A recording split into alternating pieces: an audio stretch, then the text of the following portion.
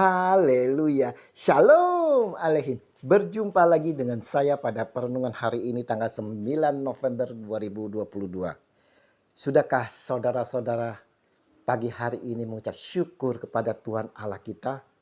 Dan sudahkah saling menyapa dan memberi senyuman kepada saudara-saudara sekitar kita? Mari kita awali perenungan pagi hari ini dengan tanda kemenangan kita. Dalam nama Bapa dan Putra dan Roh Kudus. Amin. Kitalah batu hidup yang membentuk rumah Allah. Bertepatan hari ini Gereja Katolik merayakan pesta pemberkatan Gereja Basilika Lateran.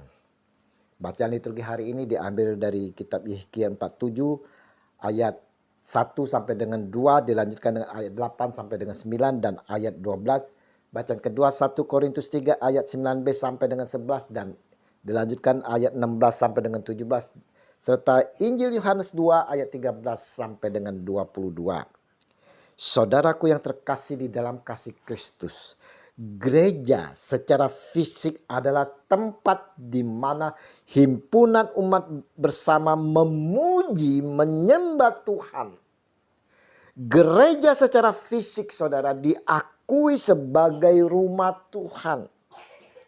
Nah, bagaimanakah sikap kita seharusnya di dalam gereja?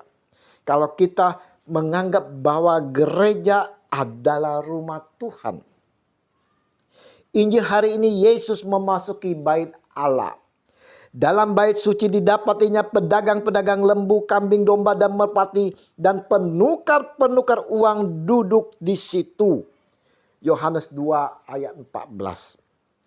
Saudaraku, Yesus mendapatkan rumah Bapanya, gereja yang kita akui sebagai rumah Tuhan, menjadi tempat jual beli saudara. Tak ada lagi kesakralan. Yesus sangat marah seketika itu. Ia membuat cambuk dari tali lalu mengusir mereka semua dari bait suci. Dengan semua kambing, domba, dan lembu mereka. Uang penukar-penukar dihamburkannya ke tanah dan meja-meja mereka dibalikkannya. Yohanes 2 ayat 15. Katanya lebih lanjut. Kepada pedagang-pedagang merpati ia berkata, ambil semuanya ini dari sini. Jangan kamu membuat rumah Bapakku menjadi tempat berjualan. Yohanes 2 ayat 16. Saudaraku, sadarkah kita saudara bahwa kita pun sering menjadikan gereja bukan semestinya saudara. Kita sering dijadikan tempat jual beli saudara. Kita berbisnis di dalam gereja. Kita arisan di dalam gereja. Kita ngerumpi membicarakan hal-hal yang tak semestinya. Dan sebagainya saudara. Berapa banyak dari kita di dalam gereja bukannya kusuk untuk berjumpa Tuhan kita Yesus Kristus. Kita asik ngobrol dengan sesama kita. Kita asik dengan gadget kita. Kita asik memandang satu persatu umat yang lain.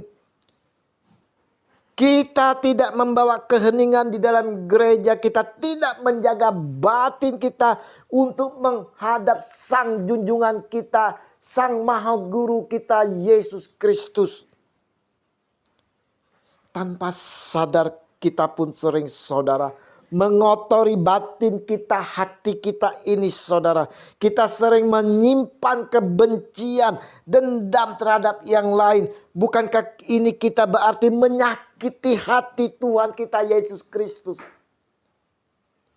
Dengan membawa kebencian, kedendaman, rasa sakit hati dan masuk ke dalam rumah Tuhan. Itu mengotori hati kita saudara. Itu juga mengotori rumah Tuhan saudara. Paulus dalam bacaan kedua hari ini menyampaikan.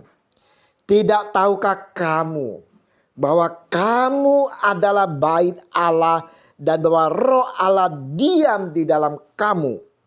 1 Korintus 3 ayat 16. Juga Paulus menyatakan. Atau tidak tahukah kamu bahwa tubuhmu adalah bait Roh Kudus yang diam di dalam kamu. Roh Kudus yang kamu peroleh dari Allah. dan bahwa kamu bukan milik kamu sendiri. 1 Korintus 6 ayat 19.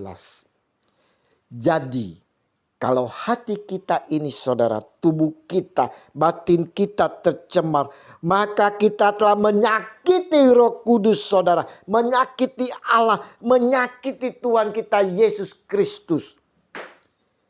Dalam perayaan pesta pemberkatan gereja Basilika hari ini saudaraku, mau mengingatkan kepada kita semua, saya dan saudara, akan pembebasan umat Kristen untuk mengekspresikan iman dari penindasan pada waktu itu. Dan sebagai tanda syukur atas ruang khusus yang kudus untuk memuji dan menyembah Allah. Pembebasan ini saudara bukan diekspresikan dengan melakukan semau guenya saudara. Ingat itu saudara. Tapi kita mau mempergunakan gereja sebagai tempat berkumpul bersama untuk memuji dan menyembah Allah. Selain itu saudara, gereja tempat kita berkumpul merupakan tanda dan lambang gereja umat Allah. Gereja yang sebenarnya tidak dibangun dari kayu dan batu yang mati saudara, melainkan dari batu yang hidup. Kitalah batu hidup yang membentuk rumah Allah itu saudara. Kediaman Roh Kudus yang indah berseri karena hidup suci. Ingat apa yang dikatakan oleh Rasul Paulus di atas tadi. Atau tidak tahukah kamu bahwa tubuhmu adalah bait Roh Kudus yang diam di dalam kamu? Tidak tahukah kamu saudara? Hari ini saudara, kita diingatkan bahwa hati kita ini adalah tempat bersemayam Allah kita. Tempat bersemayamnya sang junjungan kita saudara. Untuk itulah layaknya kita harus menyucikan hati kita, membersihkan hati kita.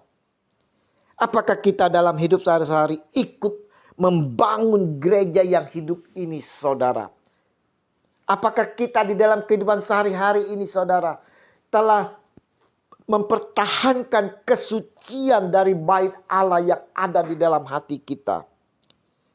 Hari ini kita diingatkan kembali bahwa kita ini saudara adalah batu hidup yang membentuk rumah Allah. Kediaman Roh Kudus yang indah berseri karena kehidupan suci. Dan kita hari ini, saya dan saudara dituntut untuk mempertahankan kehidupan dalam kesucian. Terpujilah Allah semesta alam yang telah menciptakan kita. Kasih dari Yesus Tuhan yang menyerahkan nyawanya demi penebusan kita, serta Roh Kudus yang membimbing kita. Amin. Dalam nama Bapa dan Putra dan Roh Kudus. Amin. Shalom Aleihim.